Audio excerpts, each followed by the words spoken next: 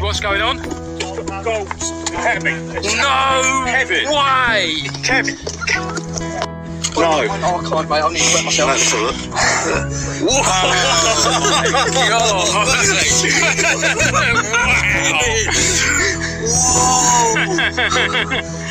Holy moly! Just getting in there.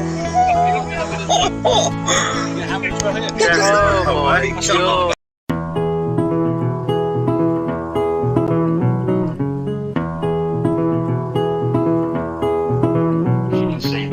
I love Garrett machines. I've always had Garrett machines. Let me see. It's an easy way. You've got a copy. You also have these listed. Clearly, I'm sure you know about the tail on it is. It's the 18 Pro.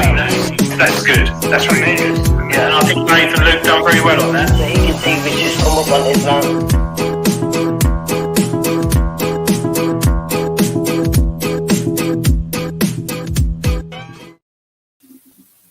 It's Thursday, it's 8 o'clock, and it's the Big Detecting Show. I'm your co-host, Dave Sadler, and he is... Adrian. Hello. Good evening, everyone. Hello, Adrian. How are you? I'm fine, thank you very much. Yourself? I'm good. Things going on in the background at work and what have you, but it looks like it's freeing me up to do some much-needed work on the magazine and the Big Detecting Show for a short period of time, so... That's nice. And hopefully we're going to be able to welcome a lot of visitors this evening from the United States. Welcome to you. We'll be, as well as our Just Detect draws that we'll be doing tonight in around about 50 minutes. We've also got the first Just Detect American draw, courtesy of Adrian's clapping at it already, working alongside with Calico. Yay! No, yeah. No, there's a fly. A mosquito, I think. Do you know there's people already asking, can you show the video of Dave on the mechanical bull? Oddly. Don't know what's happening there. Oh, bull. Yes, that one. Yeah, that was quite interesting. Yeah, that was a nice video. It's not... Well, I prefer the one when you're waking up at Detectable after drinking for like 48 hours, but... Me? Yeah. No, it's going to be a good show tonight. It is. It's one of them shows that we do semi-regularly. We wanted to incorporate where we have multiple guests, and we've got 3 guests coming on tonight. Looking forward greatly to speaking to them. Graham Dempsey from the Composite Cleaning Pencil. I didn't look at anything then. Kerrie Fuller from the Lost Tapes of History podcast, and Shane Holdcroft, Staffordshire Searcher, will be joining us again towards the end of the show. So, Adrian, do you know what the highlight of my week has been so far? Other than obviously speaking to you. Cake. I haven't had the cake this week. Oh. Highlight of your week is a new hat? No. I had this hat last week. No. Oh, sorry. The highlight of my week has been somebody in work messaging me yesterday, BBC 4 now. So I put BBC Radio 4 on when I eventually found how to use the BBC Sounds app because I hadn't used it before. And Reg Mead was doing a piece on let me just check, the life-changing. It's a series of things about people who've had life-changing events, life-changing things happen to them. So he was talking obviously about the, I hope I pronounced this correctly, the Grooville Horde on Jersey, and how that's changed his life. So if anybody wants to listen to that, it's absolutely fascinating. Reg talking for half an hour all about that. Go onto the BBC Sounds app, go on to yesterday's broadcast, and look for about 8-9 o'clock, the Life Changing with Reg Mead. Do you know it was 2012, Adrian? 70,000 Iron Age and Roman coins, and because of the law being different in Jersey, there's still no payout, from the Treasure Act and what have you. And not only that, sadly, the landowner has passed away, so he'll never get to obviously appreciate anything that does become rewarded to them. But fascinating broadcast, fascinating. I'm listening to that on the way into work tomorrow. I listen to a lot of podcasts in the car. Highly recommend it. Sorry. COVID. I sometimes get to work and think, oh my God, that was really interesting. And then did I jump that red light? I go on autopilot. I didn't. But podcasts are really good in them. You don't get in road rage or anything. You're just miles away, but you know what you're doing driving. Yeah, absolutely. Really good. I like that. We should have that. Sorry, highlight of the week, because mine was cake. No, it wasn't, but we should. So jealous. No, right? No, mine wasn't cake. I haven't eaten any cake this week. I've had a Kit Kat and a Viscount. That's about it. No, mine's metal detectors because it's all kicking off. It suddenly all went quiet, and then it all went boom. We got the Deus 2, we got the Atrex, we got the Simplex multi-frequency coming out, and we've potentially got another one coming out soon. So I'm looking forward to getting. I've got the Atrex coming next week from Rutus, which is a very interesting machine if you read the specs and the features. All right, it's not waterproof, but it's got Wi-Fi in it for updates. There's a basic mode, advanced mode, color screen, the holograph display, and I've forgotten the name of it, triple frequency. It's not multi-frequency, but it's got a similar, and it's designed well on the beach now and wet conditions. So, and the holographic display is not like Dean Stockwell out of Quantum Leap, who sadly died yesterday. Is like someone pops up and goes along with you. Yeah. What is he? Is he the main actor in it, or the man who's he's the hologram. Oh, well, he was quite old anyway. Oh, yeah, but does the Atrex pop out someone like that and they walk alongside you being holographic display? You do get warped into a different. That's why it's so good, I think, potentially, because you can, on the screen, you can dial back to a century. So I'm going to go back to probably 1540 or something like that, and you can go back. Yeah, but do you know Tony Kaywood's highlight of the week? He's had two. The first was West Ham beating Liverpool, which he's going to go on about all night until I bite, apparently. But also, he received a nice little present in the post yesterday. Little Okay. sticker I found for him. Oh yeah, Dave, have you got a picture of it to share?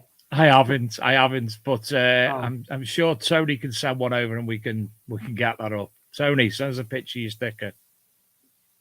Yeah, definitely. Shame you can't put pictures. Well, no, it's probably a good thing you can't put pictures in the chat. But yeah, it's and I've got the Deep Tech Vista X at the moment, which I'm playing around with, which is an amazing machine. Absolutely blown away with it. Yeah, but there will be an article in Treasure Hunting magazine about that. Are you going out this weekend detecting, Dave? Or I'm not sure. I was supposed to be working overtime, but all that's stopped for the foreseeable future. So I'm not actually sure if Shane and Steve and what have you to go out with have agreed anything yet. So I'm not 100% sure. He's sending a picture over now. A sticker. So tonight we've got Graham Dempsey coming on any moment. He's going to be discussing the new website for the Composite Pencil. And also he has a new product that's on the market as well, I think, maybe even two. Additionally, we have Kerrie Fuller from the Lost Tapes of History, who doesn't seem to be in the chat yet. I wonder if she's okay. Can't see her anyway. She's going to be coming on, and basically she's going to be, we brought her on as a guest a while ago to introduce the podcast. And me and Adrian basically kidnapped her from there and made her our slave, and she's been coming with us with a chain on her to Detectables, and also she went out metal detecting for the first time ever with Luke and Niall on the Peaky Finders rally. So she's going to be coming, just giving her thoughts on all of that. And then, as I say, Shane's going to be coming at the end. And we received kindly from Joan Allen and I can't stop going on about it, can I, Adrian? The Quest XPointer Max, and he's done a review of that, which is absolutely fantastic.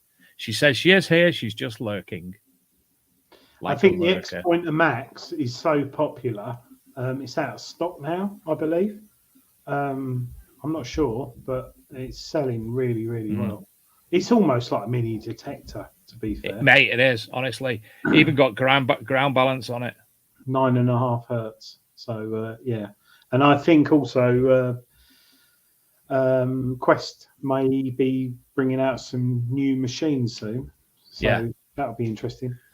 Right, he's just sent me this picture of the thing. Graham, I know you're watching, so when you are ready, please click on the link and come on board. Let me just download this picture.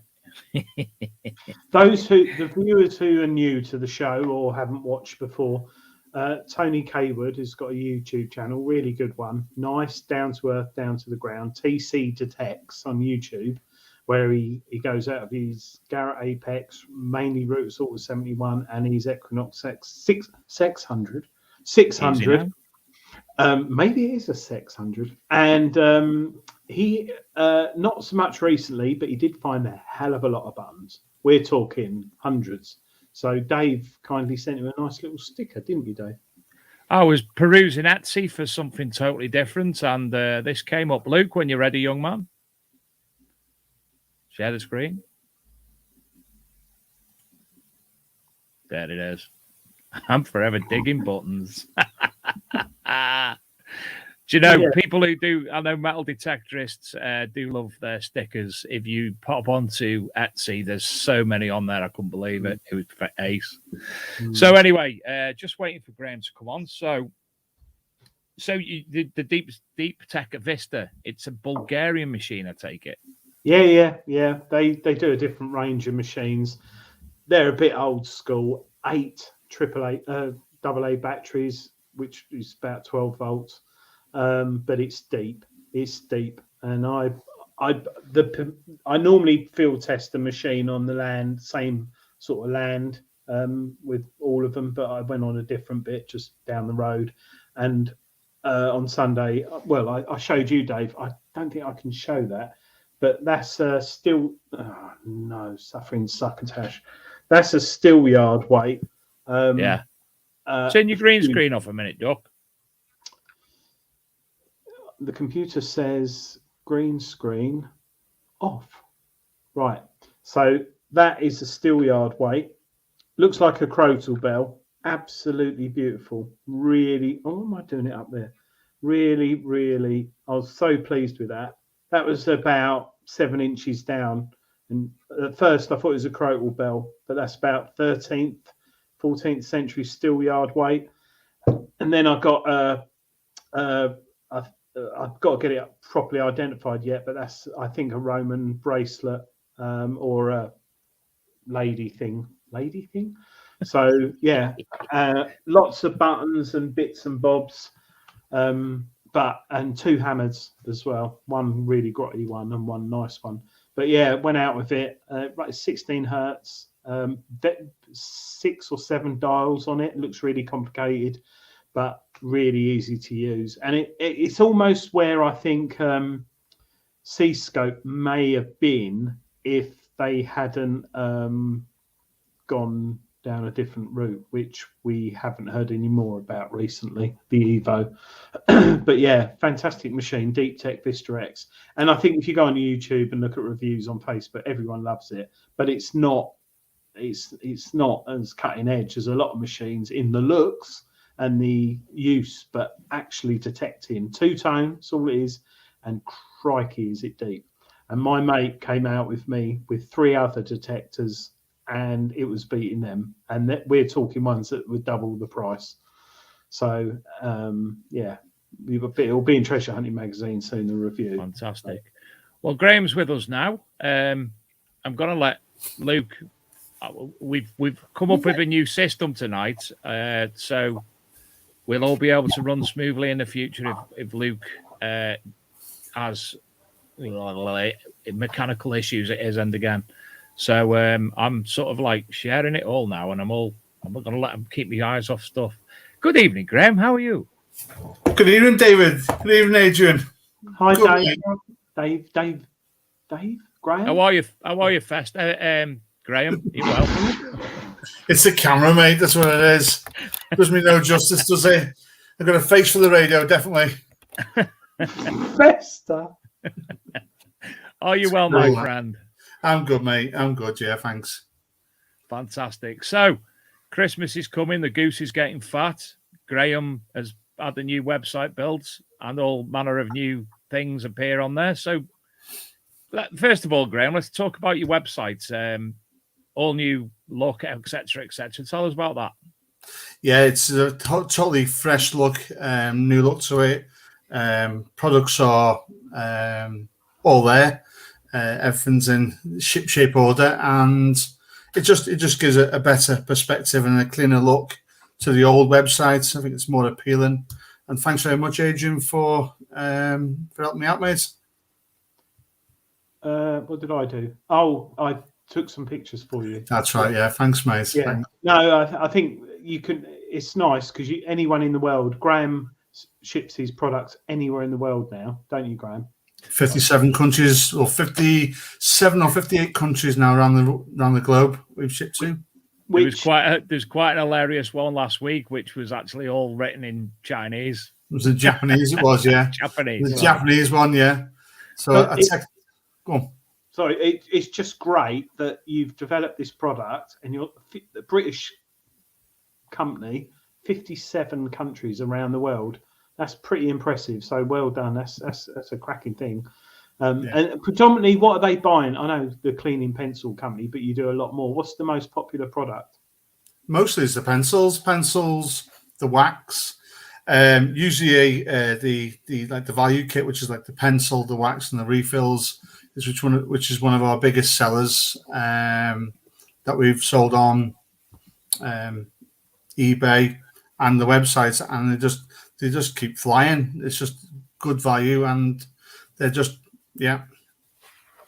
good for everyone. But you've got other products, Graham. You've got the clean. The stuff in a bottle. Oh right, okay, yeah, nice. Brandy. Tell me a bit about this, because it used to be the Gladius. Yeah, so we used to supply. We used to sell Gladius from a supplier, and the supplier actually went and finished and closed and bankrupt. And we still need it because there's a lot of requests out there for the coin cleaning solution.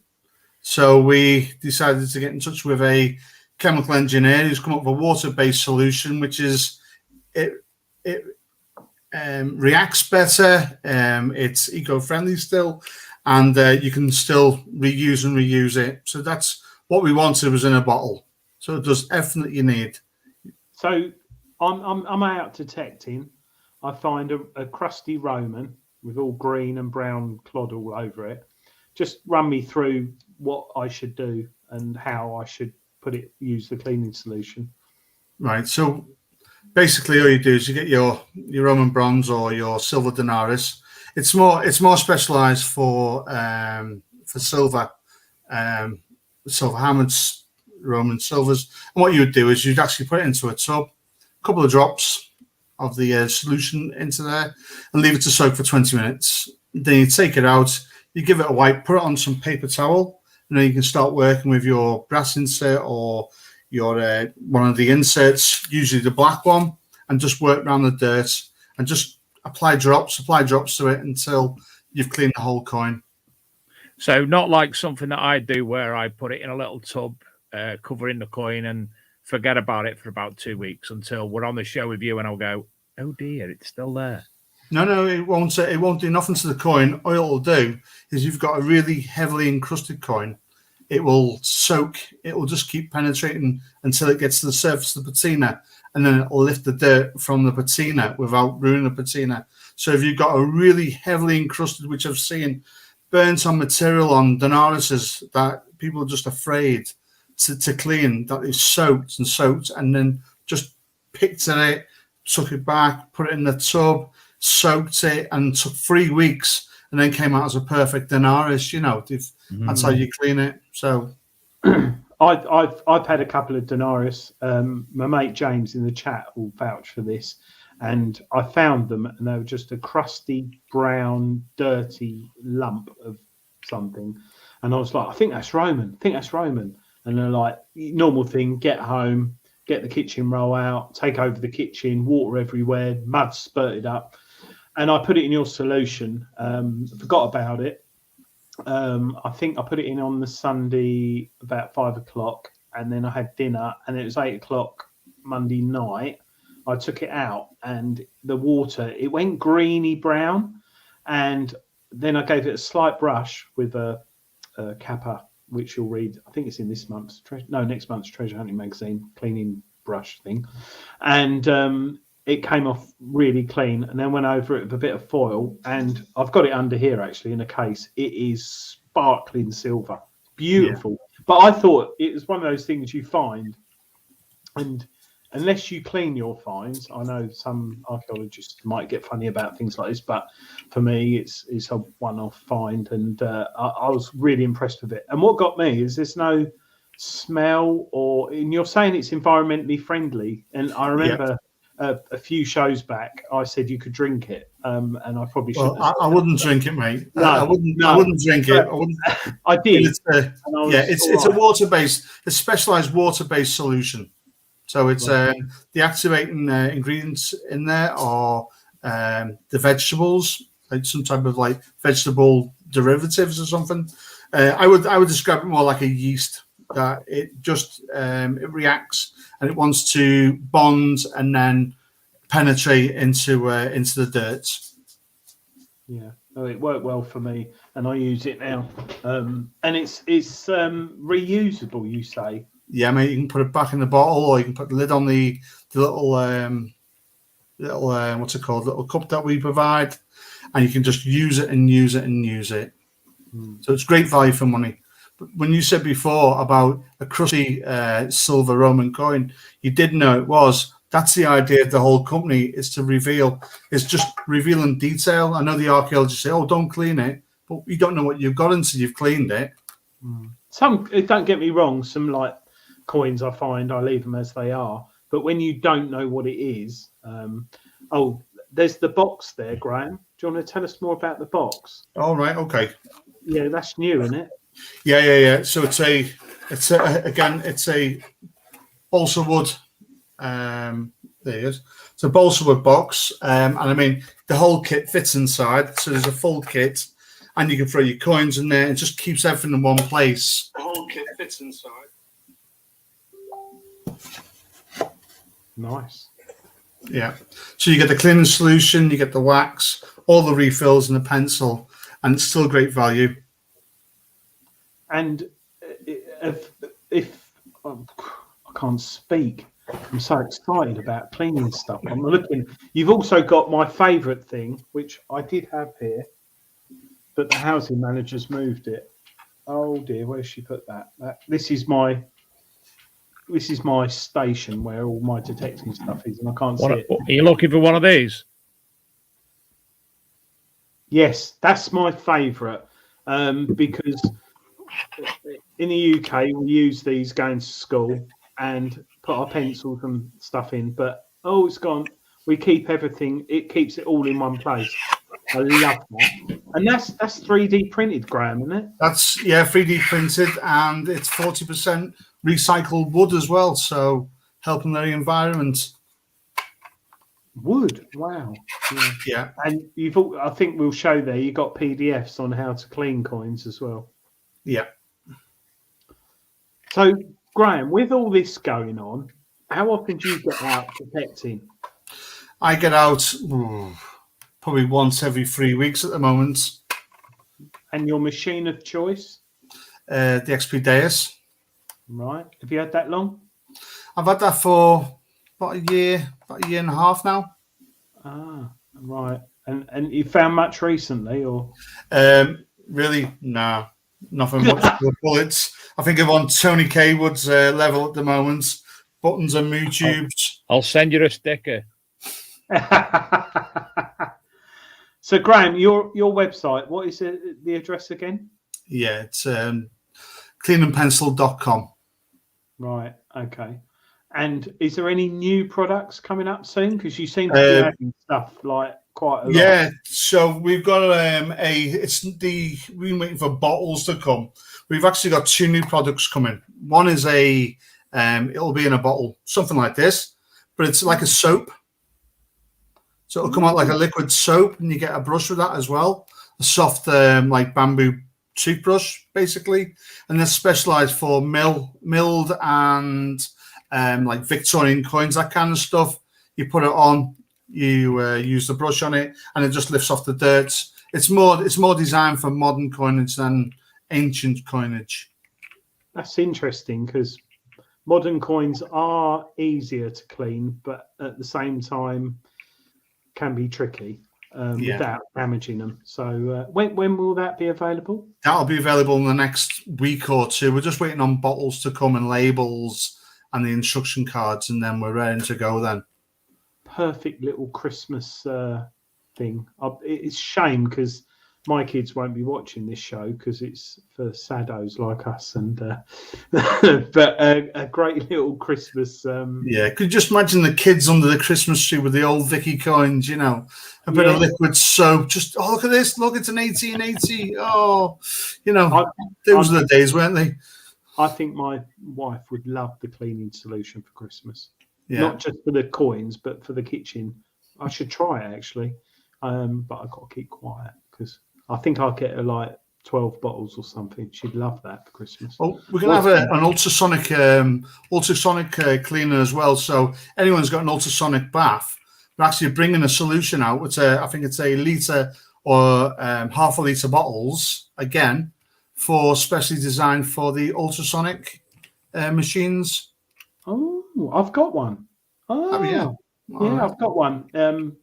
Problem is every time I get it out, it's Dad's in the kitchen again. It's almost like you're cooking, but do you know what I mean? It's like your tin foil. Adrian, from what Graham's told me, when it comes to cooking in the kitchen, you'll never beat him. Graham, pack lunch when you go detecting. All right, mate. Well, definitely a Scotch egg. Ooh, nice pocket meat. Yeah. I can imagine what exact Scotch egg you want as well.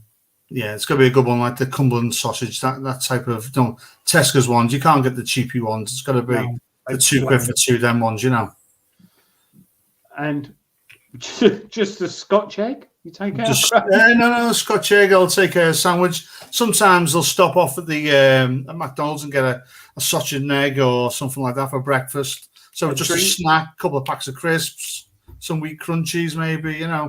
Lucasade. I'll take a Lucasade orange sporty thing. So yeah. Scotch egg. Graham, do you have any? A lot of companies obviously are going with Christmas specials at the moment. Do you have anything coming up for Christmas on the cleaning pencil site? Well, what we're doing is we're doing like I said, we're doing the special offer on these. There's a couple of pounds that have been reduced down to £45 now for the full kit, which is a bargain.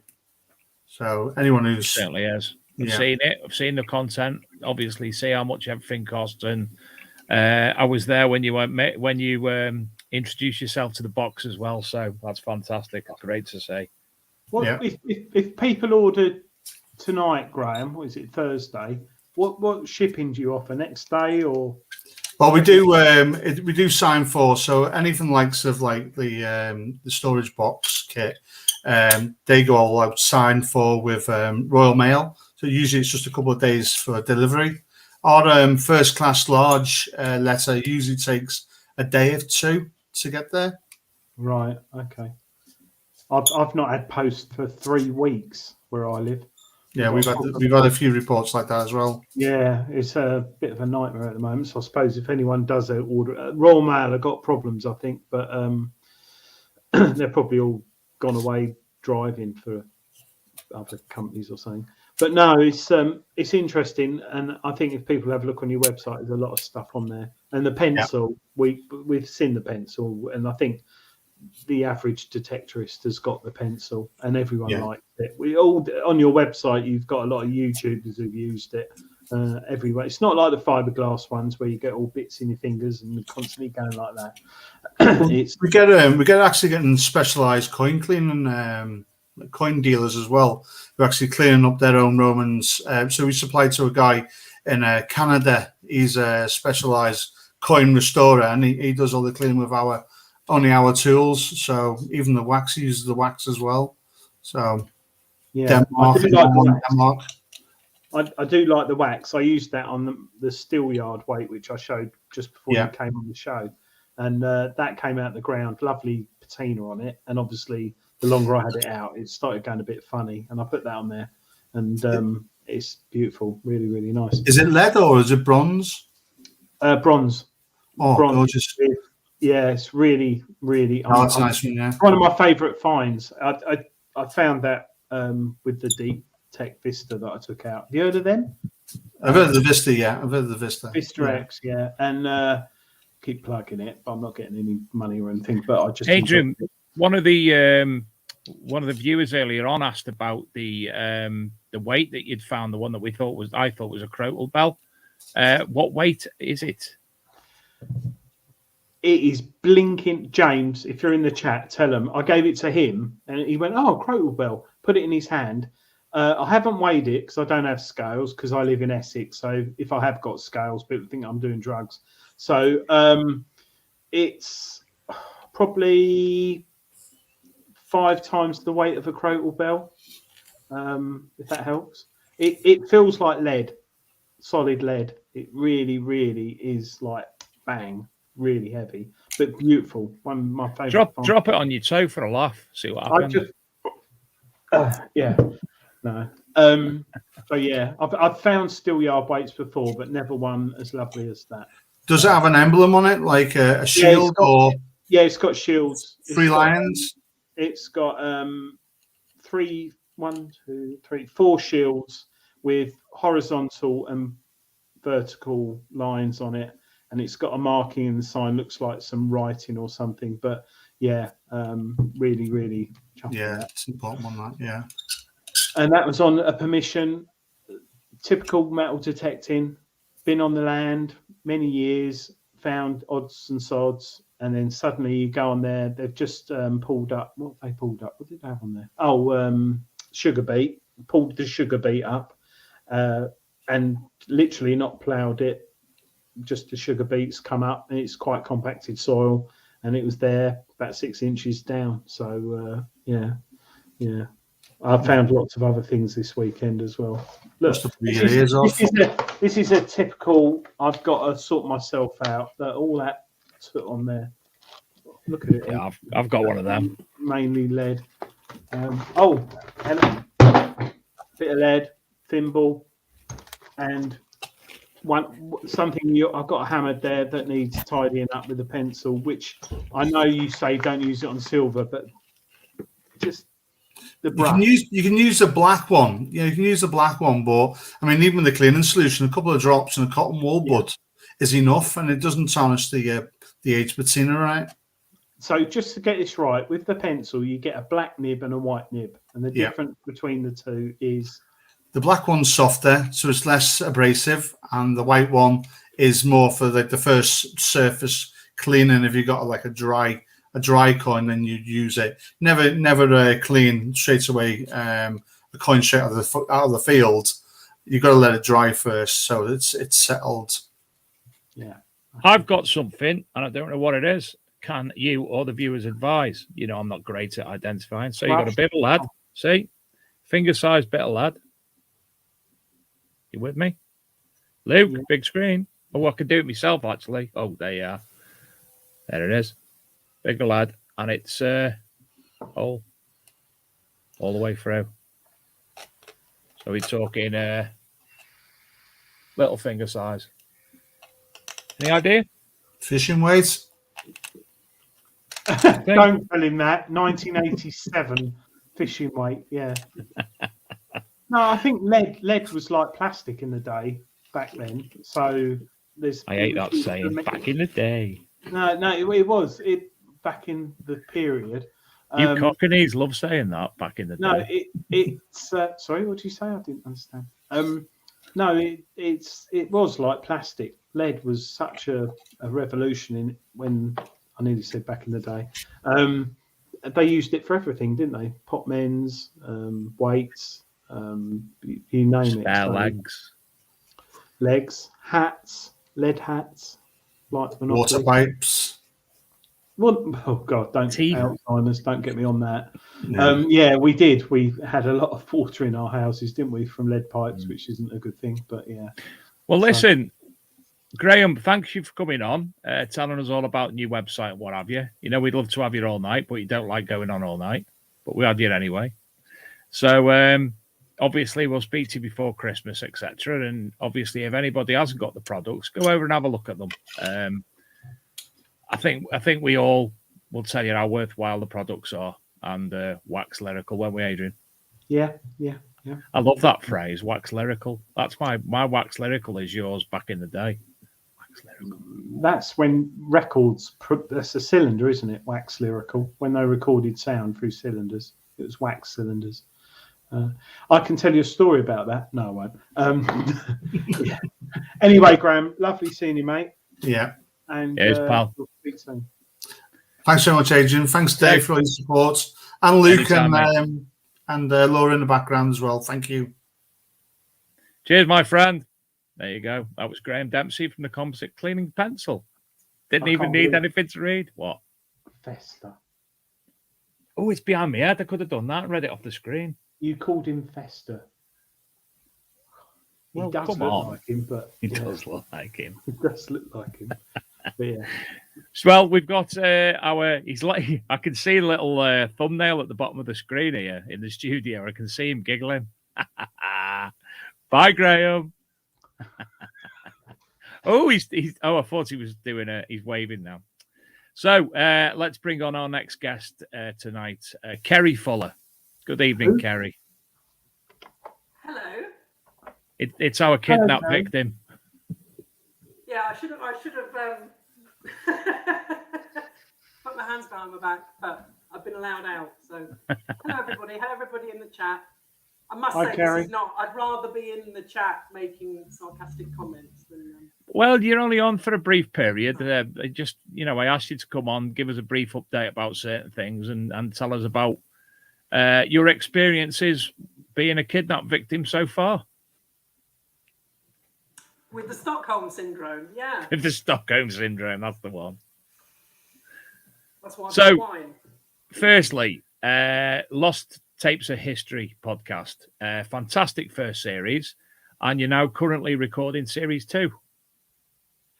Yeah, as you well know, because you've done your one, but unfortunately we had teething problems with Adrian's one, so I've got Adrian tomorrow, I think. It's all merging into one. But yeah, 3 we're o'clock. recording as we speak, so very exciting. Yeah.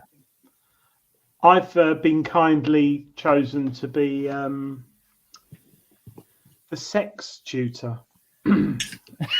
Sex pest. No, the Arthur Tudor and his sex education. I won't read anything from the script, but Kerrie kindly chose me. And there's some metal detecting double entendres in there, isn't there, Kerrie? You're probably referring to Shaft, aren't you? Yes. Yes. Yeah. So, yeah, we're recording that on tomorrow, 3 o'clock. Yes. Yeah, and it's your podcast. They've gone from strength. You're on Spotify. You're on Apple thing, whatever that is. Apple. What's the Apple one? iTunes. God, how can I forget that? And Audible. Yeah. And Audible. Yes, and don't forget Audible. So, how many episodes have you done now, Kerrie? Season 1's 37. Season 2 will be 35, so slightly fewer, but still quite a lot of work. And in fact, with the one that I recorded last night, I did think about you, Adrian, because it was Sir Thomas Wyatt and a poet. And I don't really know much about Thomas Wyatt. I read his biography, but he's this kind of, romantic poet. So he's in prison and he's reciting all this romantic poetry. But the guy next to him is a very northern poet who writes limericks. So every time Thomas starts to talk about, go into a poem, the guy next door says, "There once was a guy from Nantucket," and then Thomas interrupts him and carries on, and then he'll say, "There once was a man from Venus who had an enormous," and then Thomas Wyatt interrupts him again. So every time the guy tries to say a rude limerick, Thomas Wyatt interrupts him with one of his poems. So I could have been a rude limerick. I think either of us could have done that, Adrian, to be fair. Yeah. It's when Kerrie gave me the script, I read it at was it Detectors? It was Detectors. Yes, it was. Yeah. And we were on the stand, the ArkMD stand, and I was on the Treasure Hunting magazine stand next door, and I kept getting nicely interrupted by people asking questions and chatting and saying hello and things like that, and asking for my autograph, of course, to be tattooed on their arms or bottom. And I laughed a lot. There's some good humour in there, and you use some very I don't know if you've mirrored it on me, but I won't say what quotes you've put in there, but a lot of it is funny and people laugh when I use that terminology.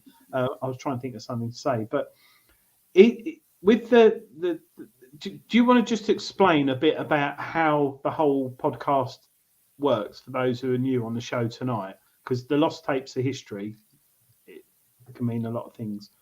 Yeah, I think the easiest way to explain it is that it's a bit like Horrible Histories, but what I've tried to do is pick somebody from the past. So, for example, season 2, they're all Tudors, so it's 35 Tudors.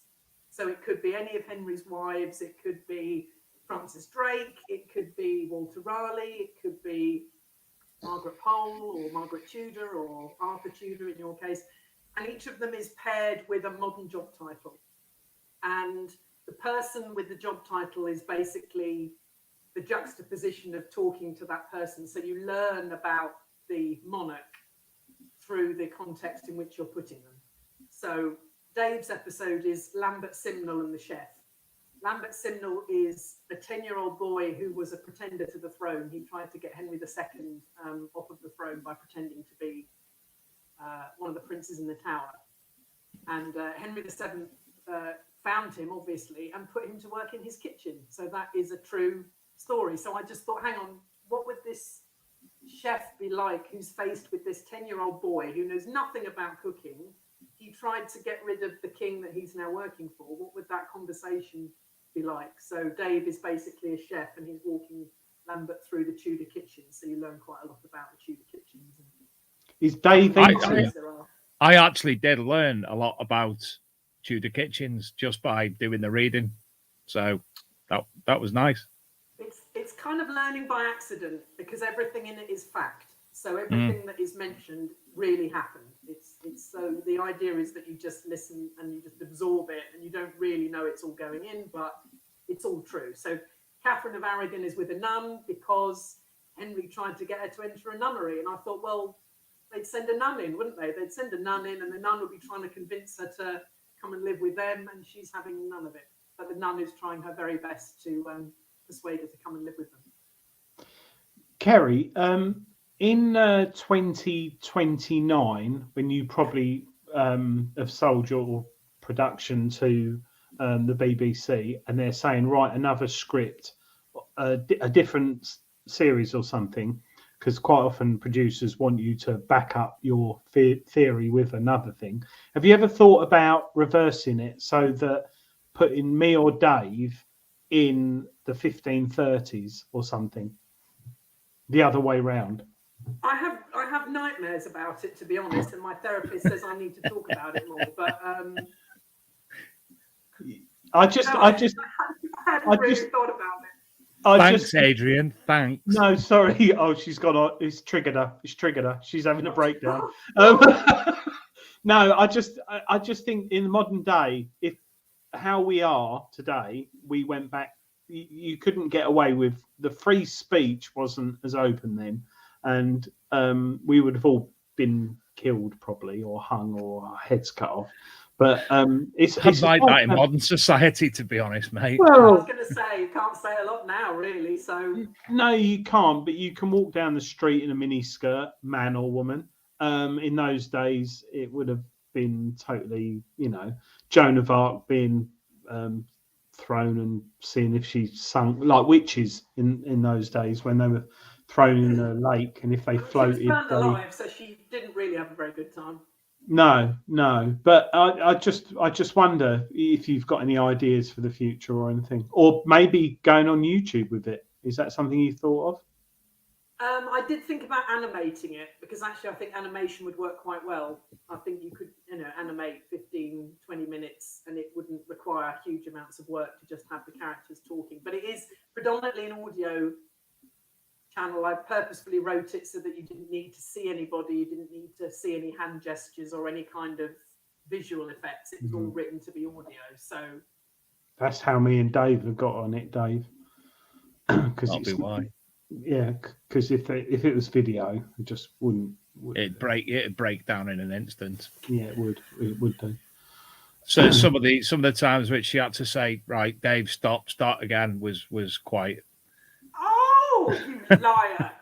You did. I was laughing through a lot of it, and I couldn't do my lines. And then Dave delivered a line which was not at all funny, and he started laughing in the middle of it. And I was like, Dave, that's not funny. He's like, well, I think it's funny. It was to me. So yeah, took a bit longer than usual to do it. But have you thought ever, since you've sadly got involved in the world of metal detecting, have you come up with any ideas or thoughts on creating a podcast based around metal detecting? So I'm not saying the Detectorists, but something similar, like conversations in the pub between Gary and Dave, who've been metal detecting. Thanks, Adrian. Not a huge amount of thought, no. And also that probably would sound a lot like Detectorists, right? Like I'm sure Mackenzie would be like, listening in on a lot of conversations and writing those down for his own TV program. So you've got to do something different. That's the thing. I don't like doing stuff that's the same as everybody else. So no, but no one's done a podcast on metal detectorists conversations, which is quite interesting. They are interesting and possibly not for broadcasting. What about? Yes. What about? You like this one? Let's go back to the 70s. Confessions of a Metal Detectorist. Oh, God. That couldn't be published. But you're right, Kerrie. I think there's a lot of banter that's potentially politically incorrect in the modern world. But the conversations, if you go to a club, it's interesting. So, how big's your coil? How deep does that go? You know, there's certain. Have you found much? What have you found? You found much? How much is that worth? Yeah. Have you taken that to the flow? Yeah. Have you got night hawkers? You're really selling the hobby to me. I mean, you're making it sound, you know, really, really fascinating.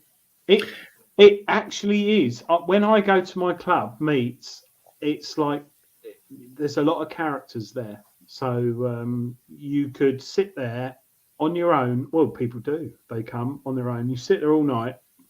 There's a lot of different characters. You've got from a doctor to a dustman. There's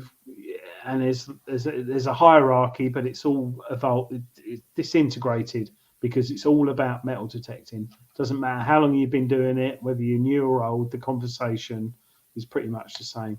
I think it'd be quite good, quite interesting. I mean, you know, I'd hate to take the trademark, Adrian. I'm sure. I'm doing it. I'm doing it tonight.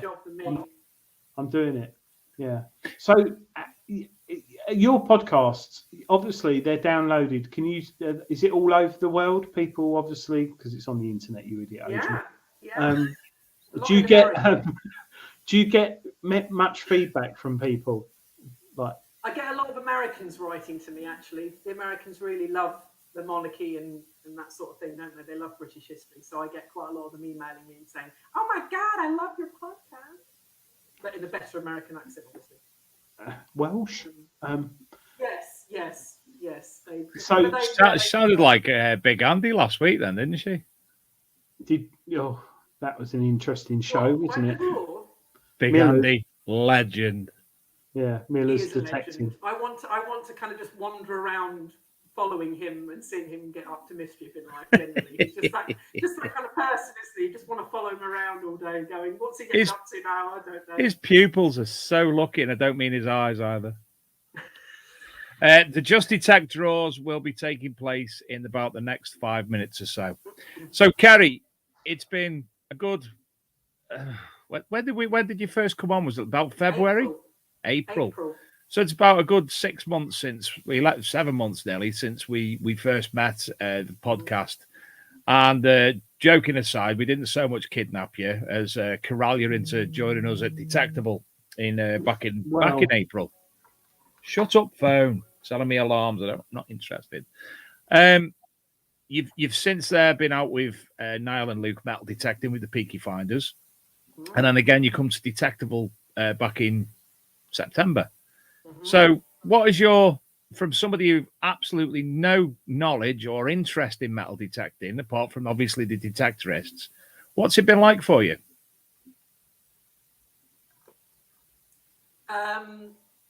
It's been a journey. She says diplomatically. No, it's been really fun. It's just been really fun. And I wouldn't have come back and I wouldn't still be talking to you if I wasn't sort of enjoying it. It's just really good fun. It's just really good fun. It's the people, actually. It's not actually the act of detecting, although I am interested in, you know, what people dig up and stuff. But really, it's the crack, as the Irish would say. So I consider myself possibly a detecting groupie rather than a detectorist. What, Dave? I've just got a photo to share, if that's okay. That was us at Detectable, which was Kerrie, which was really nice. Thank God that's the one that you showed, because I was a little bit worried there, Adrian. So you meet people like this. Scotty. Yeah. So quite interesting. And Dave and me and him on stage. Oh, that's something from work. How do I stop sharing? I was trying to find the picture, Dave, of you and Kerrie having a back massage, which was quite interesting at Detectable. But I won't. Don't know what you're on about, mate. Don't know what you're on about. Dream, I think you had. People came up to the stand and said, "Oh, there's no one here," and yeah, that was quite interesting. But will you be coming to Detectable or Rodney Cook next year, Kerrie? If I'm invited, if I have a job to do, I quite like. You always have a job to do. Have you thought of doing one of your shows on stage? Ooh, that could be interesting because me and Adrian could do it for you. We could be the actors on stage. Yeah. That'd be quite hilarious. Hold I'll on. think about Hold it. on. Adrian. Dare. Double dare. Physical challenge. Yeah. Oh, come on, Kerrie. You know that, surely. You don't know double dare physical challenge? I know of the concept when I was like 12. Well, it's still 42 now, it so still it's kind of not really means the kind of thing 30 years later, it's still the Yeah. same. Right, okay. It's not changed then. Yeah, except that the dares are going to be a lot more grown up than perhaps at 12, right? I'm out. I'm out. Dave, rum. What? We'll do it. We'll do it. We'll do it. When you went detecting actually with Luke and Niall, you didn't find much, but did you enjoy that? You know, it was really. Luke was brilliant. I all credit to Luke because he spent so much time with me, and he brought his simplex. He buried stuff in the ground. He showed me how to use it. He showed me all the detector and how it worked. He spent such a long time with me on it. It was just a really useful introduction to it. I just sent him put who's alpha in chat, as I know I'm not. Let it go. Let it go. Let it go. I'm the alpha. Dave, no, I'm the no. alpha. Kerrie, if you're going to Yes. buy a metal detector tomorrow, not that you're known in the, you've not been doing, you've not really done it, apart from with Luke. What metal detector brand comes into your head straight away? LP. No, that's a seller, Is it? distributor. Oh, see? What make of metal detector? Like Ford, Vauxhall, or? Come on, you can do it.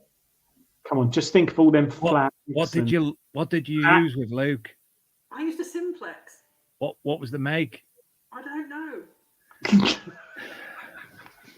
No, that's interesting. Brand awareness. My brand awareness. Well, of course, my brand awareness is 0. I mean, what does that say?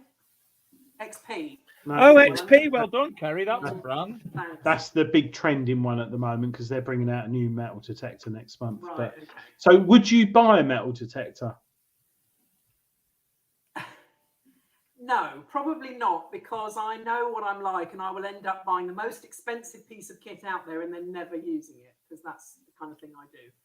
I really, really enjoyed it. I really had a good time. But number one, I'm really impatient. So unless I found something in 5 minutes, I would just be like, I don't have a car, so I can't get anywhere. People have to pick me up and drive me around. And Luke, bless him, picked me up from Eastbourne and drove me all the way over to Hastings, where we were going. So, I rely on other people routing me around. And finally, peeing behind a bush is not my idea of a good time. Who does that? Sorry? Well, when What you're were you a girl, doing? you can't just go and stand behind a tree. Oh, a bush in a field. Yeah. All right. Okay. And Niall very kindly offered me a bucket in the back of his van, but What? you have to draw the line somewhere. And Niall's always been a peculiar one, hasn't he? He tried that trick on me. Yeah. And me. There's a lot of I didn't like cameras to in the back say. of his van. No, he's got a lot of hidden cameras. Don't fall for that. You didn't do it, Kerrie, did you? I got changed in the back of his van. Now you're telling me there's cameras in the back. Oh, well. It's not ended up on YouTube. So He's a wizard with technology and Wi-Fi cameras. He's Niall. now He's I know. renowned for it. Now I No, the Peter. Yeah, he is an absolute nightmare. I've met him once, briefly, but yeah, you've got to watch yourself. He drives. Did he say he's got puppies in his van as well, like kittens or puppies? No. And he's a slow runner as well, Adrian. Very slow runner. Yeah. Some people say to me, if you could go back in time, where would you go? Would you go Tudor period, Georgians, the Romans. I say, no, I'd go back to that Saturday night in June, a Detectable, and I wouldn't have that effing conversation. That's when I'd go back in my time machine. It wasn't worth it. The conversation was not worth all the heartache. There's a lot of conversations at Detectable. I think people, well, you're lucky you remember it because Dave didn't. But I'm not allowed to forget it, to be fair. I would rather just ignore it and pretend it never happened. But I'm not 1, 2, 3, and you're back. Yeah. Well, listen, Kerrie, it's been an absolute pleasure to speak to you and see you visually instead of by text message. And obviously the videos from Niall, I will get them sent over to you, Adrian. And we look forward to getting season 2 of The Lost Tapes of History. Yes, and I'll speak to you tomorrow, Kerrie, at 3 o'clock. They're not too far behind. So thank you exceptionally much for coming on and telling us about that and updating us on the things. So I will speak to you soon. It's Kerrie from The Lost Tapes of History. Good night. Bye. Dave, I can't stop laughing at the comments in the chat. Luke's put, in case the tools get stolen, it records 24/7, the camera in his van. And Gareth Howard, was there a dirty mattress in the back? Sorry. Shouldn't joke about things like that, but it's life, isn't it? Well, listen, we're going over now. Luke, would you be able to share the screen for me? We've got 3 Just Detect prize draws coming up, and the last of which will be the US draw. So it's the first US draw in where are we now? What is my thing? With Calico. So I'm just waiting for. Oh, wait, I haven't even done it, have I? Sorry, Luke, I haven't done it yet. That's why. Share the screen. I haven't done it. Duh. Right, now I'm sharing the screen. Sorry, Luke. Here we are. So, the first of the prize. So this Just Detect, obviously. Go download the free app and you'll be able to learn all about it. Record your finds, add your own photos, prize draws, your own profile, and you can upload now your own videos as well. So first prize tonight is an LP for this draw, an LP £100 gift card. Second is Finds Identified book, and third is the aforementioned Composite Cleaning Pencil kit. So, without further ado, oh, that was me. I'm in. It's got the Jason Jones, Dan Richardson. I like the way it jumps with the names. Shane Holdcroft. That must hurt. Joe Kopvix again. Oh, winner, chicken winner. Crikey. He's just, if he's watching tonight, his book, what did we send him, Dave? It was the new book from Greenlight Publishing. Yes, the Detecting Finds book. That's in the post to him, and he's won that as well. So well done. Next up is a Finds Identified book. Scotty. I saw Scotty then. I saw Rodney Marsh as well. Oh. The footballer he was. Ash Jones. Shane Holdcroft. Simon Hawkins. No. Can you spin it again? Can you spin it again? I'll tell you what I'll do. Scott, if you're watching, I'm going to spin it again. And then I'm going to spin it again. So this prize won't be for the Composite Cleaning Pencil kit, if I can do this right. If not, we will sort something out otherwise. Yeah, I'll be fair on this. I've got that. So if you probably win the Composite Cleaning Pencil kit now as well. Yeah. Fine. Ash Jones. Right. No, it says draw complete. So we could just throw that back in the mix, can't we, at some point? Speak to Scott and throw that back in the mix. How about if Scott's watching? Yes, he is. He can say something like, I don't know, follow Just Detect on Instagram or like them on Facebook or something like that or whatever. So Scott, sorry, dropping you in it. They will be communicated with via the app, I think, and obviously you'll be sought out how to claim your prizes. Next draw is the big one. It's for a Nocta Macro Simplex with the wireless headphones, Composite Cleaning Pencil kit, and Just Detect merch. So, Nocta Macro Simplex, big prize. Who's going to win that?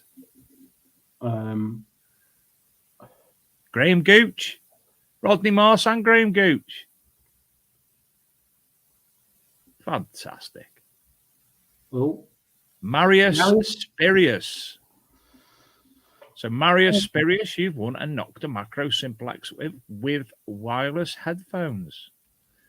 Next up for the Composite Cleaning Pencil kit. If this is me now, I'll put it back in as well. I haven't seen my name, so I'm quite. I don't know if I think I entered this.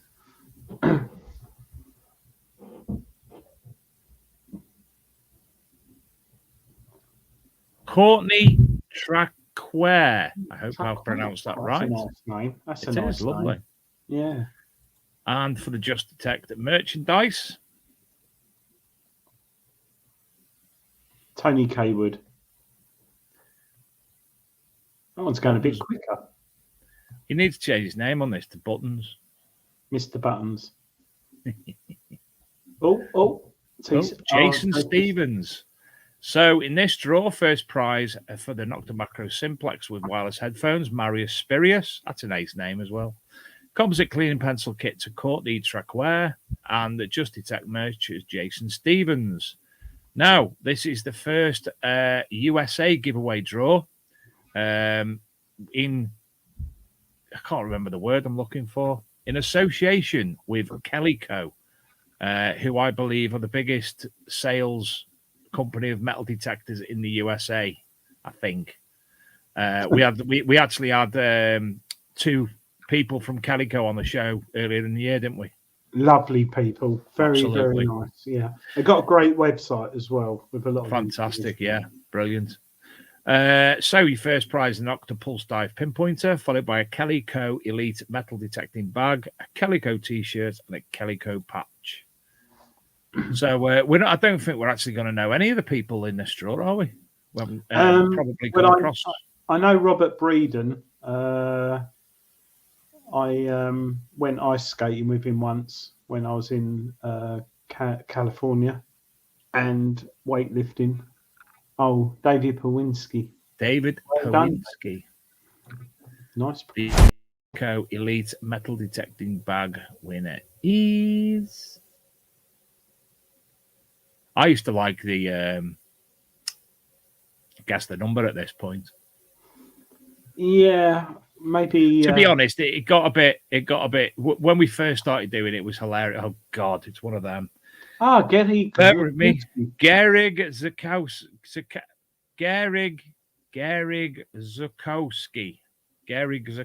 Well done. Is the winner of the Calico Elite metal detecting bag. Apologies, the pronunciation. I do that with English people too. So, third prize is for a Calico t-shirt.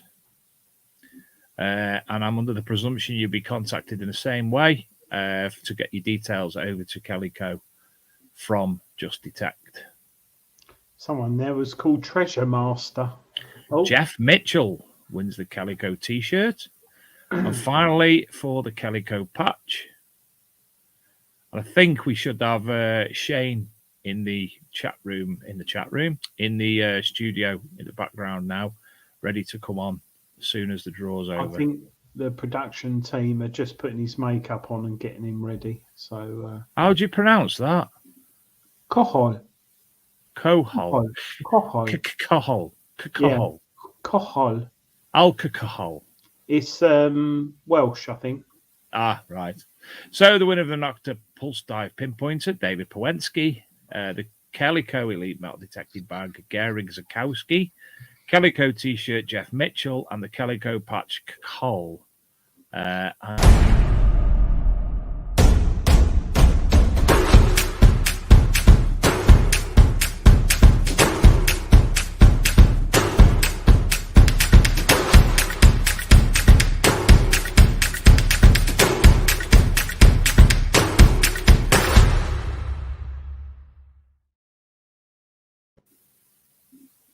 Sorry. I was Miles dancing away. then. Hello. I just sent my boss a WhatsApp of my coins, minuscule WhatsApp of my coins collection earlier tonight. And he's just come back to me and went, "Oh my God, you found that with a metal detector?" And I was like, "Yeah." It's I think Didn't he do the Adrian, you're so boring, you're sacked? No, my boss, everyone I work with is massively interested in metal detecting. I come in on a Monday morning. First thing they say is, "All right, good weekend. Adrian, what'd you find? Where did you go?" And I was like, "Oh, showing pictures now. Wow, that's like 100 years old." And then suddenly you show them a hammered, 500 years old. I was like, "Yeah." And then you show them other stuff. "What's that? How do you know?" And I was like, "Oh, I've got a book." And it tells me, Is it finds identified? Finds identified is, but the new one from Greenlight is the one which I keep forgetting the name of, Metal Detecting Finds, greenlightpublishing.com. That, to me, line drawings are key. A line drawing, I find your eye focuses. When you flick through the book, you find it better. That's why people, illustrators, do what they do. Because I know our next guest's actually holding a copy up ready for when you come on.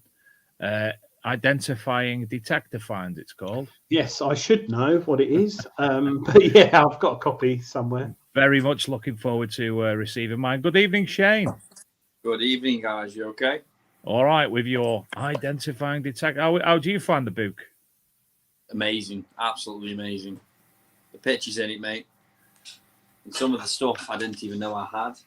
So you've actually identified things that you possess that you didn't know what they were via the book? Yes. Yeah. Awesome. Good book. Really good book. Bigger than you think as well. Look forward to getting it. So we obviously had you on a couple of weeks ago. We discussed the air detector, and you've obviously field tested for Archem DMAG, and you've been out to play with that little beauty. I certainly have, and what an amazing pointer it is. So what are your thoughts? Tell us why you think it's an amazing pinpointer. Well, one, it's light. It weighs nothing. Yes, I put you the Johnny on the end, Dave, and I put you a little strap on for you to play with. That's actually fell out the box and it's here, the other one. Sorry, butting in, Shane, did it come with that, how can I put it? That one? No, yes. Did it come with the rubber bit at the end and the locker key thing? It comes with two of them. Right. And did it come with the yellow bit? No, it comes with black one. It's here somewhere. Yeah. Inevitably, I can't find it, but it's here. But pointer, light, very, very powerful. I was actually, if you watch the video, I was surprised it actually kicked in before the carrot kicked in. I tested it against my spade, and this was picking up my spade before the carrot was. Fully waterproof up to 5 meters deep. And I think the big thing about it, rechargeable. Is it USB-C? Yes, I can even show it you. Everything's USB-C now. Phones, certainly is. Well, if you're Android. What's USB-C? That shape of the charger. Yeah, so if you've got a Samsung or a modern mobile phone or your laptop, modern laptop, everything's USB-C. It's high-powered, more efficient, better for the environment, I think. It charges more efficiently. But, Shane, a couple of questions. Have you tested it on Coke? Coke as in coal. And what did it read? It picks it up. So does it pick it up as ferrous or non-ferrous? Red or green? Yeah, green. Green. Okay. Depends on the size of the Coke, to be fair, because what I found with the pointer in the beginning is if you find a target really, really far away, the discrimination isn't the best. So if it's near enough at its max, then the discrimination's flicking between red and green anyway. But as soon as you start getting a little bit closer, it's when it starts to pick it back up, and the discrimination does work then. Right. And how long has the battery lasted since you've Well, I've charged it for Dave Try, but I was absolutely amazed because I couldn't find anything on it to tell me how much battery was left on it. So I plugged it back in to charge to see how much battery was left, and it was only down 1 bar out of 4. And that day we did at least 5 hours detecting with it. And on the end of the video, the amount of finds I got, and without the trash, it got used a lot, an awful lot, put it that way. So you've got to plug it in to charge it, see how much power it's got. That's what I found, yeah. Yeah, I couldn't find anything in the settings to see how much battery was left on it. I think does it like beep when it's getting low? Do you know? Not a clue, because it never got low on me. Like I say, that was in 5-6 hours detecting, and it's still 3 bars of battery out of 4. So potentially you could use it for a week, in theory. Honestly, it seemed to have, I don't really want to say names, but the pointer I have at the minute, it seemed to, the battery lasted longer than the one I currently have. Right. Which was a big best one. What's his name? Let me find it. Philip Wells made a good comment. He'd be interested in plugging waterproof earphones in it and using it underwater. Good call. Ooh. I'd be interested in seeing if the wireless headphones worked in it. What, with a module? You'd need a module plugged in, which probably wouldn't be waterproof. Considering they have made it so it unscrews to put it in, I'm pretty sure they can make an add-on for it. Yeah, I was going to say, I reckon that's the next phase for that pin, because that runs at 9.5 hertz. So that's a good frequency, not the best, but for a pinpointer, that's 9.5 hertz. You could potentially find coins on the seabed with that really, really well. So, how many times have you been out with it, Shane? I went out the once, and the field we went on was a old market field. Well, rumoured. Honestly, the evidence we found, yes, it was. But the field we went on was littered with coke. Just got a question from Philip Wills. My previous question, is it waterproof if you unscrew the back off it? I very much doubt. Well, you know, this gets me because that the plugging in bit, that's a speaker. So how does that remain waterproof if the speaker's in that bit? Won't the speaker become affected by the water? I think if you unscrew it, Shane, now, has it got a rubber seal around the speaker bit? Yeah, you get a spare one with it as well. So right. It's probably been IP rated based on that seal. But like Shane said, it was, Dave, it's already been in water, mate, because I washed it after. One thing I liked about it, and don't get me wrong, you know I'm not no expert, but I've never known of a pinpointer that can be ground balanced, and I thought that was very interesting.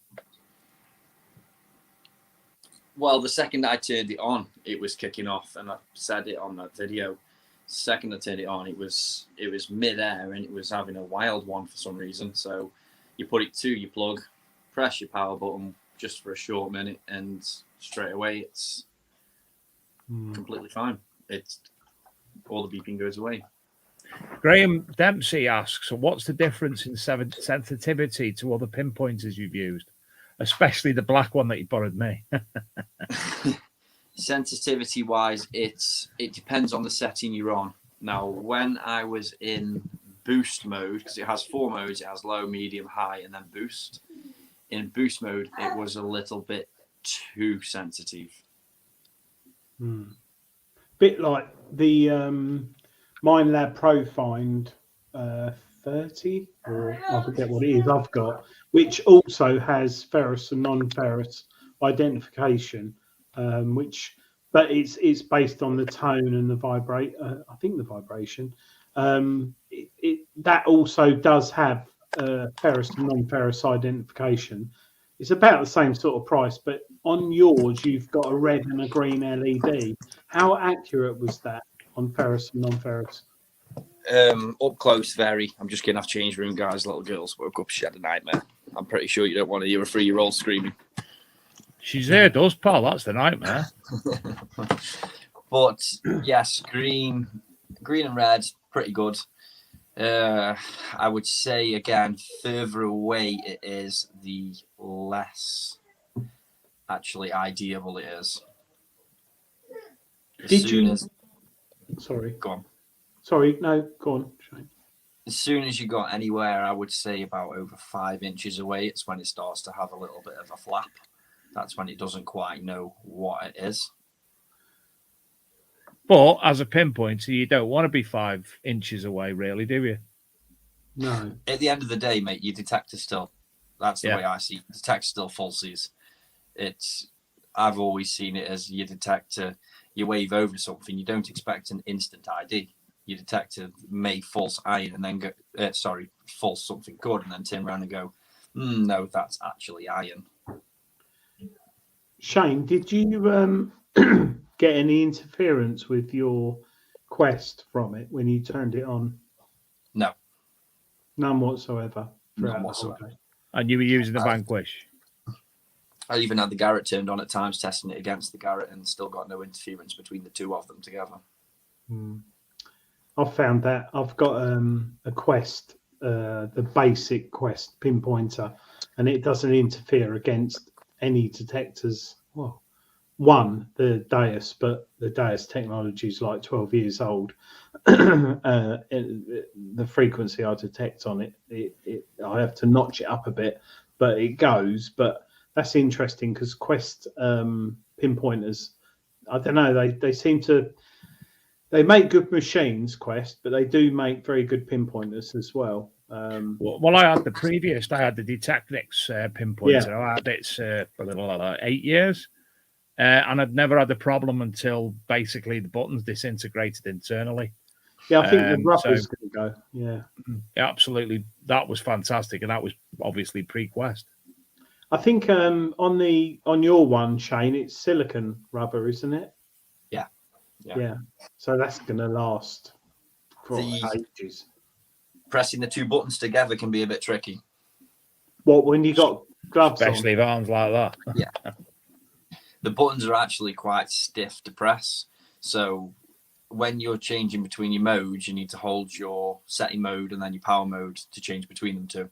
Now, I was holding the power mode and then clicking the other button continuously, trying to flick through it. You can't. That's the one thing that really annoyed me with it. You have to take both fingers off and re-click the buttons. I would much prefer it if you could have just held it and just kept clicking through it, just so it was a little bit quicker. You realise you're going to have to teach me how to use it properly, don't you?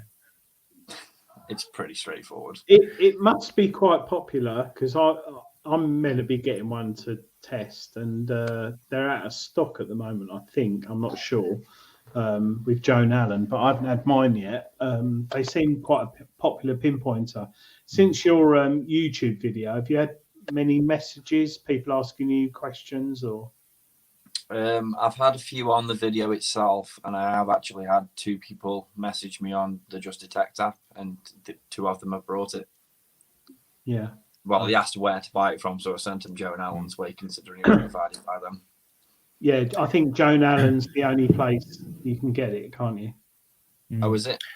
Yeah, Shane, this is now the second product that I've given you to test, as well as the air detector. Are you enjoying trying these new technologies? Yes. It was hard to try that one on the field we were actually on because the field was quite exciting. I'm pretty sure you know what I mean by that. There was that many fines, that many coins. So getting my phone out in between everyone. When I do my YouTube videos in general, I like showing my vines. Not necessarily trying to hold the phone in one hand and film me finding it at the same time. That was the hard part. So it did waste a little bit of time, but I still enjoyed it. I love the feedback on the videos. That's my favourite out of it. Are you looking at buying a new machine soon, or? Possibly. Honestly, I am going to wait till after Christmas for the fact that these new machines coming out, other people are going to bring new machines out. If someone else is bringing one out, it's only competition. So let's wait and see first. Yeah, there's a lot of stuff coming out in the next few months. But if you're currently using the Vanquish 540, which I had, which I loved, absolutely loved, cracking machine. What next machine would you have if you could like wave your finger in the air? CTX or Knox 800. What if you couldn't have one of those? I'd go for a DS. What if you couldn't have one of those? This is where it gets hard. That's why I said Routers. The routers. Routers. What, the Atrex or? Yes, I've watching TC at Detectorville. It inspired me with it. Yeah. Pocket. You're really into your buttons, aren't you? Yeah, I think he is into buttons. Buttons and balls by looking at the back of your door. Did you find those metal detecting or the other side? Yeah, buttons and balls. No, I think you're looking at January, February, are you getting a new machine? Yeah, possibly, yeah. It's obviously with a 5-year-old and 3-year-old, Christmas can be pretty expensive as well, so I don't want to go blowing the cash all of a sudden on a new detector when they can have more fun. Yep, I don't miss those days when my daughter had the Barbie carriage that took about an hour to unpack and about 4 hours to build. She played with it for 5 minutes and then it was all gone.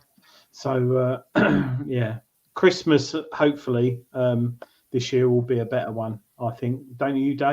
Presents are changing.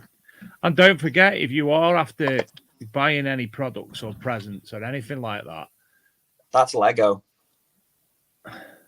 No, it's not. If you are buying, that's electric Lego. Never heard of it. Electric Lego. Yeah, Lego? Is that Lego? Yeah, Lego with a screen in it. Flipping heck, times changed since I was. Sorry, Dave. I just wanted to say, there's a hell of a lot of people that expect a lot of things in metal detecting community. A lot of people holding their hands up and say, free stuff. Can I have this? Can I have that? Can I have a subscription to Treasure Hunting magazine? Blah, blah, blah, blah, blah. And I admit a lot of it is all in aid of charity, but there's a lot of people with expectations. For all them people who do get stuff sent to them to test, like ourselves, people who do get things sent to them for giveaways and such like, give a little bit back. It's that time of the year. Go and buy something with one of these manufacturers, one of these sales company, LP, Regdens, Joan Allen. Go back and buy something, even if it's a book from LP, from Greenlight Publishing. Go and buy yourself something to support them, because we've all had a bad time, and they've also had a bad time because we've not been able to go in the fields and buy the stuff that we want to buy to go in the fields. So give a little bit back. And I would like to say we've got no money paid tonight by Joan Allen or Quest. They kindly sent a free pinpointer to Dave and I can't thank them enough for that. For Shane to try out. Greenlight Publishing kindly sent us free books to review. Not me. I brought mine. Sorry? I brought mine. You bought yours, yeah. So mine hasn't come yet. Yeah. So I'd love to think that I got loads of free stuff put through the post every day, and I do get the odd bits, and sometimes it's absolute soot, and it won't ever appear on YouTube or anything. But you're right, Dave. Those who do need a thank you, it's a big hats off to them. Yeah. So yeah, well done, and thank you again to Joan Allen for sending that pinpointer. Absolutely. They didn't need. You didn't contact them, did you? They just watched the show and thought, "Oh, Dave, he looks like he could do with orange 12-inch vibrating." He looks like he could give something to Shane to use. Same as Jack. And Shane, I've got to thank you as well for testing the detector, texting the pinpointer. Obviously, because you're making your YouTube videos, and I'm interrupting them by giving your other products to trial, so it's taking off your normal relaxing detectoring time with your Vanquish and your normal pinpointers and such like. So I can't thank you enough for inviting me out, yourself and Steve and Ben and Ron. Let me join you detecting as well. Would I be allowed? Don't cry, Shane. It's I thought Adrian was going to say something. Shane, would I be allowed on your permission with Dave or not? Of course.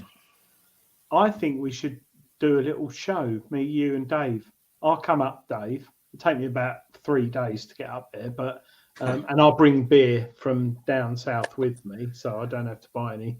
So what we can add our beer to it to make it proper. Yeah, maybe a Christmas special or something. I could come up and got some exciting ones coming up soon as well. Yeah. And Talking of spare bed here, Adrian. Yeah, thank you, Dave. Yes. I'm all right, but bunk beds, I just struggle in the evening. Bit of excitement. Tony K would say he might be able to give away a Atrex on his YouTube channel soon. So if anyone's watching, subscribe to Tony's channel. Absolutely. TC Detect. Detects. The Atrex, it doesn't look revolutionary, but the technology in it, if you go on the Reuters website, download the spec sheet and read the instruction book, there's some really interesting bits in there. So a color screen as well, which is quite with the holograph display. Just look at Detectorville, mate. All those with the look at Detectorville. Well, myself, Vanquish 540, the lower end spectrum of the detector, struggling my back end off in the field because of the mineralized oil, and yet TC, along with his routers, finding everything. It's all about being able to tweak it. So, sorry, Shane, just quickly going back, I forgot. I asked the question about Coke, as in on the ground. You said the pinpointer, it came up green on the pinpointer, Coke. Yes, it did. Yeah. Is that when it was really close to it, as well as a distance? It didn't really pick the Coke up until it was close anyway. It was the only thing that I found annoying with that is because the field was so high in Coke. So in one plug itself, there was probably 4 pieces of Coke. So as I'm waving my detector in the hole to try and find the location, I'm getting the odd random ping in there. Okay, that's it. It's a bit more like it was falsing, but it wasn't falsing. It was because of the amount of Coke in the hole. Okay. Bottle tops.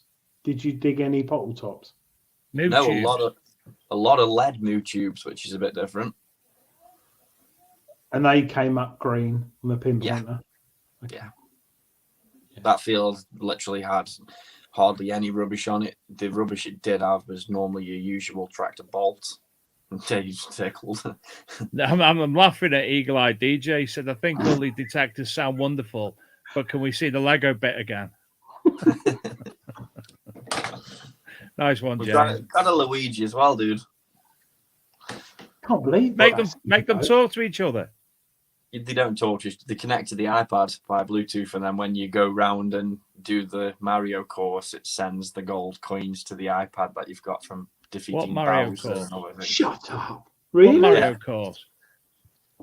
Yeah, the sensor on the bottom reads a barcode. Should do this. Is that for you, Shane, or your daughter? No, my little boy. He's into his Mario and Sonic. Oh. Alan can come round play with it.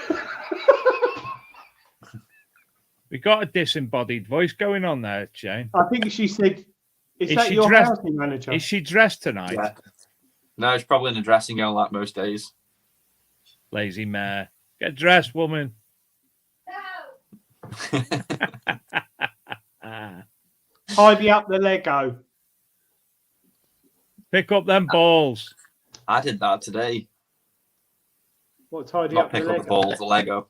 What, your balls dropped? Oh, Shane, lovely having you on, mate. It is, Shane.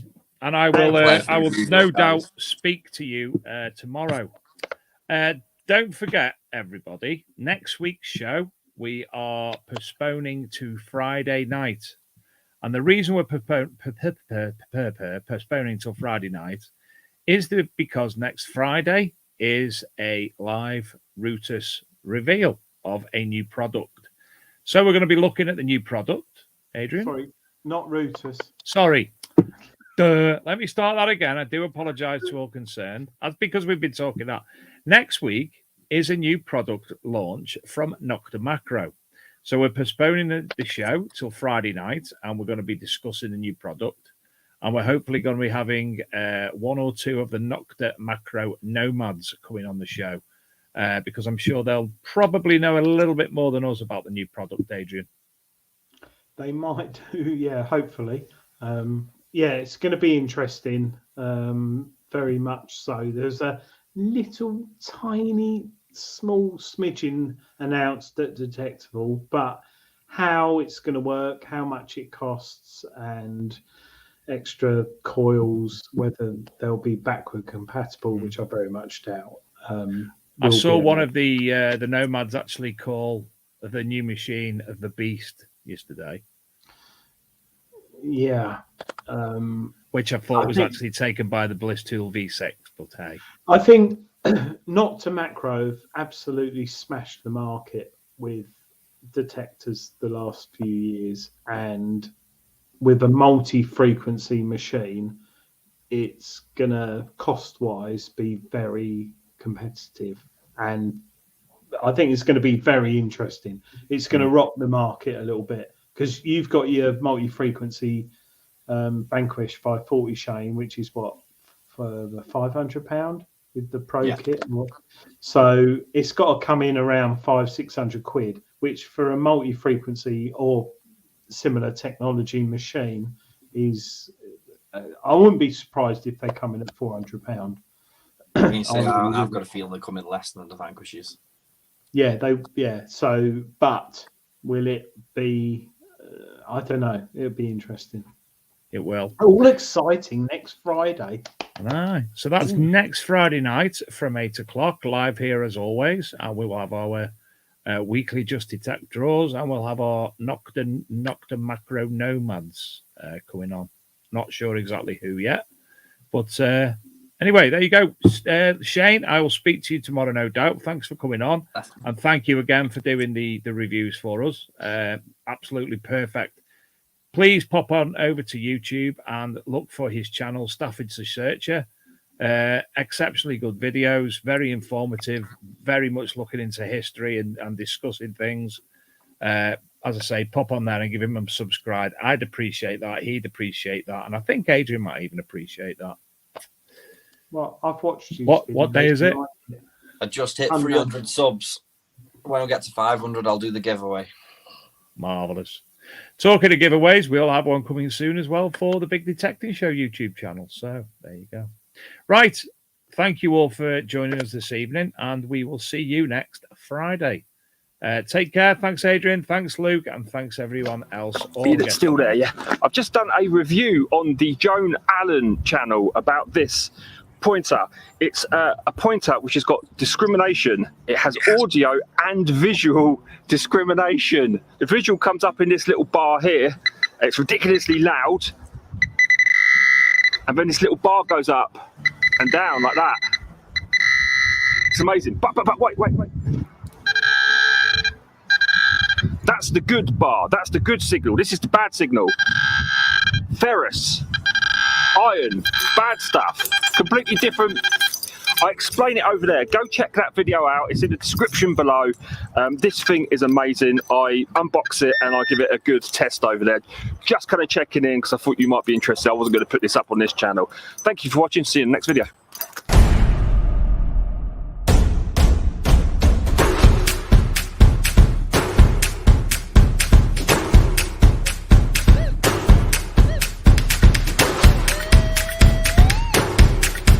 Greetings, bleepers. How the devil are you?